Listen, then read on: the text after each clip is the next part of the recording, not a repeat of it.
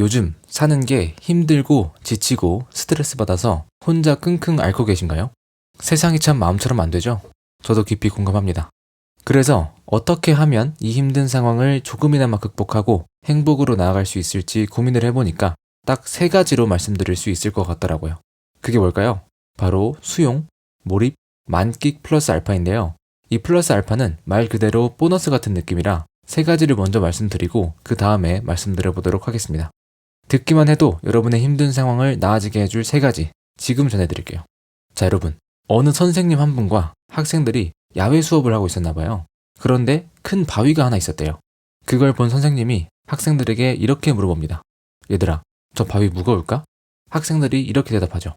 당연히 무겁죠. 그러자 선생님이 이런 말을 해요. 안 들면 안 무거워. 무슨 이런 말장난이 다 있어요. 그쵸? 그런데 여기에는 정말 중요한 교훈이 하나 숨어 있어요. 우리가 삶을 살아가면서 나는 그냥 조용히 내 앞길을 걷고 있는데 난데없이 바위가 쿵 하고 떨어져요. 뭐 잘못한 것도 없는데. 그러면 우리는 어떻게 하죠? 이 바위를 옮기려고 해요. 다시 말하면 저항을 합니다. 왜 나한테 이런 일이 벌어진 거야? 왜 하필 지금? 다른 사람들은 다 잘 살고 있는 것 같은데 왜 나한테만? 이렇게 옮길 수도 없는 바위를 옮기려다가 진이 다 빠져요. 힘들고 지치고 다 포기하고 싶죠. 그런데 이 바위는 옮길 수가 없어요. 겨우겨우 옮긴다고 해도 얼마 못 가서 또 바위가 떨어지죠. 그러면 어떻게 해야 될까요? 그냥 돌아서 가면 돼요. 이미 벌어진 일에 대해서는 수용을 해야 됩니다. 이 수용의 반대말이 바로 저항이라고 볼 수 있는데요. 저항은 하면 할수록 괴로워져요. 마음챙김이라는 책에서는 이렇게 공식으로 말해주더라고요. 괴로움은 고통 곱하기 저항이다. 고통은 우리가 어떻게 할 수가 없어요. 하지만 괴로움을 줄일 수는 있습니다. 저항이 0이면 괴로움도 0이 돼요. 우리가 저항을 하는 이유는 뭘까요? 삶에서 정답을 정해놓기 때문이에요. 이러이러한 삶이 좋은 삶이야. 이렇게 정해놓고 그것처럼 흘러가지 않으면 계속 저항을 하는 거예요. 그런데 계획대로 되는 삶은 없잖아요. 정답을 정해놓는 대신 어떤 일이든 벌어질 수 있다고 생각해야 돼요. 그리고 수용을 해야 됩니다. 하버드 대학교의 연구팀은 1930년대 말에 입학한 2학년생 268명의 삶을 72년 동안 추적하면서 행복에 대한 공식을 찾기 위해서 노력했는데요. 이 연구를 담은 책 행복의 조건에는 이런 말이 나와요. 행복의 조건은 인생의 고통에 어떻게 대응하는가에 달렸다. 고통이 많고 적음이 아니라 그 고통에 어떻게 대처하는가가 중요하다는 거예요. 이 고통에 대처하는 가장 좋은 방법이 뭘까요? 바로 수용이죠. 그런데 이 수용을 체념과 혼동할 수 있는데요. 수용과 체념은 달라요. 체념은 뭘까요? 약간 반포기 상태예요. 에휴, 모르겠다 이젠. 이런 상태고, 수용은 상당히 적극적인 태도예요. 내가 할 수 없는 부분은 받아들이자. 어쩔 수 없지 뭐. 그리고 할 수 있는 부분에 집중하자. 이거예요. 다시 한번. 내가 할 수 없는 부분은 받아들이고 내가 할 수 있는 부분에 집중해야 돼요. 이렇게 할 수 있는 부분에 집중하는 걸 뭐라고 부를까요? 바로 몰입이라고 부릅니다. 몰입의 저자인 미하이 칙센트미하이는 인간은 언제 행복할까? 라는 질문에 자신만의 경험 표집 방법으로 연구를 진행했는데요. 사람들한테 일주일 동안 호출기를 가지고 다니게 하고 호출기가 울릴 때마다 설문지를 작성하는 방식이었어요. 정해진 시간 없이 불규칙하게 하루 7, 8번씩 호출기가 울렸는데요. 불시에 그리고 즉각적으로 설문이 이루어졌기 때문에 자료는 높은 신빙성을 가지게 된다고 해요. 이렇게 경험들을 모아보니까 사람들이 가장 행복감을 느끼는 순간은 다른 어떤 일에도 관심이 없을 정도로 지금 하고 있는 일에 푹 빠져있는 상태였대요. 이런 상태를 그는 플로우라고 명명했는데 그 이유는 사람들이 최적 경험에 빠져있을 때를 물 흐르는 것처럼 편안한 마치 하늘을 자유롭게 날아가는 느낌으로 묘사했기 때문이에요. 이 플로우와 가장 잘 어울리는 우리 단어가 바로 몰입이에요. 이 몰입 상태에서는 나를 잃는 무아지경의 상태가 됩니다. 자, 우리가 할 수 없는 부분에 대해서는 수용을 통해서 괴로움을 줄였다면 할 수 있는 부분에 대해서는 몰입을 해서 행복감을 조금이라도 올려야 돼요. 만약에 직장에서의 인간관계 때문에 힘들다고 해볼게요. 여러분들도 아시겠지만 지금 당장 누군가를 바꾸는 건 정말 힘든 일이에요.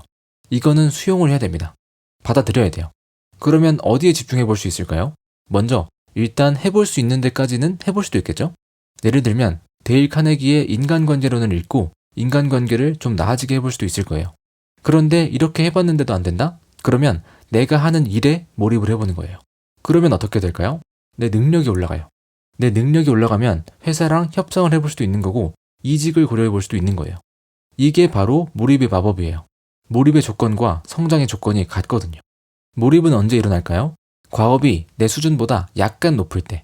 과업이 너무 어려우면 포기하게 되고 또 너무 쉬우면 지루해져요. 딱 내 수준보다 약간 높을 때 몰입이 일어나거든요. 이 지점을 대가 연구의 대가인 안데르스 에릭슨은 성장의 스위트 스팟이라고 불렀어요. 뇌 가소성, 그러니까 뇌의 변화가 가장 활발하게 일어나는 지점이기 때문이에요. 이게 무슨 말이에요? 몰입하면 성장도 할 수 있다는 뜻이에요. 다시 말하면 몰입을 하면 할수록 할 수 없었던 부분이 할 수 있는 부분으로 바뀔 수도 있다는 거예요. 그러니까 어떻게 해야 될까요? 내가 할 수 없는 부분에 대해서는 수용을 하고 내가 할 수 있는 부분에 대해서는 몰입을 해야 됩니다. 자, 그런데 여기서 알아야 할 중요한 사실 하나는 너무 한 가지에만 몰입하면 안 된다는 거예요. 여러분 그거 아세요? 혼자 살아도 괜찮아 라는 책에 따르면 독신이 기혼자보다 번아웃 증후군을 더 쉽게 경험한대요. 그냥 독신이라서, 혼자 살기 때문이라서가 아니에요. 독신은 직업 또는 경력 개발에 비중을 더 많이 두는 경향이 있기 때문이래요. 어느 한 분야에 너무 비중을 두면 그 분야에 문제가 생겼을 때 자신감이 크게 위축될 수가 있대요. 그런데 기혼자들은 일이 만족감을 얻는 유일한 길이 아닌 거예요. 그들은 가족이라는 일종의 안전망이 있어요. 그래서 지금 뭐 결혼을 하라는 거냐? 결혼 장려 영상이냐? 그게 아니고요. 어느 한 가지에만 너무 치중하면 안 된다는 거예요. 우리에게는 행복의 기둥이 여러 개 필요합니다.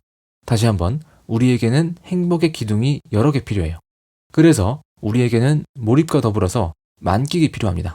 만끽은 몰입이랑 어떻게 다를까요? 집중하는 건 똑같은데 집중하는 대상이 달라요. 몰입은 과업에 너무 집중한 나머지 나를 잃는 상태를 말하는 거고요. 만끽은 내가 느끼는 감각과 감정에 온전히 집중하는 걸 말해요. 카페에서 친구랑 대화를 한다고 해볼게요. 대화를 할 때는 딱 대화에만 몰입하는 거예요.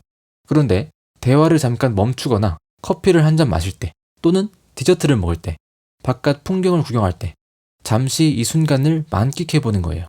카페의 분위기, 대화의 즐거움, 커피의 향과 디저트의 달콤함, 이런 것들을 온전히 느껴보는 거죠. 언제 만끽의 행복을 느낄 수 있을까요? 식사를 할 때나 커피를 마실 때, 퇴근하고 휴식을 할 때가 있을 수도 있고, 몰입을 하다가 몰입이 풀리는 순간을 만끽할 수도 있어요. 저는 독서에 몰입하다가 잠시 몰입이 풀릴 때 생기는 번뜩이는 감각을 좋아합니다. 자, 그래서 행복의 세 번째 열쇠는 오늘 누릴 수 있는 것에 대한 만끽인데요. 수용, 몰입, 만끽에 이은 마지막 행복의 열쇠는 뭘까요? 바로 오늘 내게 주어진 것에 대한 감사입니다. 여러분, 감사하지 못할 정도로 하찮은 건 없어요. 모든 것에 감사할 수 있어요. 감사는 누군가와의 비교에서 오는 게 아니고요. 그냥 오늘 나에게 주어진 것에 대해서 감사하는 거예요. 햇빛, 앉을 수 있는 의자, 이 영상을 볼 수 있는 스마트폰 등 감사할 건 무수히 많습니다. 만약에 어디에 감사해야 될지 모르겠다면 내가 구석기 시대에 태어났으면 어땠을까 고민해보세요. 오늘 내가 서 있는 곳이 얼마나 눈부신지 아시게 될 거예요. 제가 최근에 수영을 하다가 오른쪽 어깨가 빠졌었어요. 그래서 팔걸이를 하게 됐는데요. 처음에는 저도 저항을 하게 되더라고요. 왜 하필 이렇게 바쁠 때 다친 거야? 수영하다가 어깨가 빠진 사람이 있기는 한가? 그런데 이 영상을 기획하면서 이 네 가지를 정리했으니까 나한테 적용해보자 라는 생각이 들더라고요. 그래서 일단은 수용을 했어요.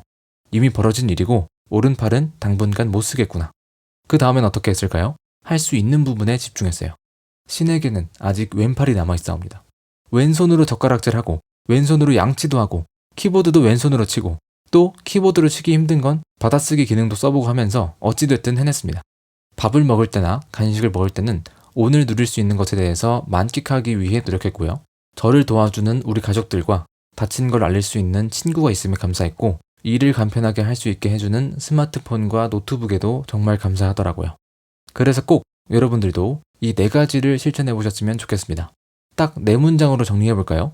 1번, 오늘 내가 할 수 없는 부분에 대해서는 수용을 통해서 괴로움을 줄이자. 2번, 오늘 내가 할 수 있는 부분에 대해서는 몰입을 해서 행복과 성장 둘 다 잡자. 3번, 오늘 내가 누릴 수 있는 부분에 대해서는 만끽을 통해서 행복의 기둥을 늘리자. 4번, 오늘 내게 주어진 것에 대해서는 감사를 하자. 이 네 가지에 공통적으로 포함된 게 있죠. 바로 오늘입니다. 오늘 여러분이 서 있는 곳에서 행복하실 수 있어야 돼요. 이 네 가지만 매일 연습하셔도 분명 삶이 달라질 겁니다. 오늘은 여러분의 현재 상황을 떠올려 보시면서 오늘 하루 무엇을 수용해야 되는지, 어디에 몰입해야 되는지, 무엇을 만끽할 수 있는지, 어디에 감사할지 댓글로 적어보는 기회가 되셨으면 좋겠습니다. 앞으로도 오늘처럼 비셀프 하는 데 필요한 다양한 컨텐츠로 돌아올 예정이니까요. 오늘 이야기가 도움이 되셨다면 좋아요와 구독을 눌러주시기 바랍니다. 감사합니다.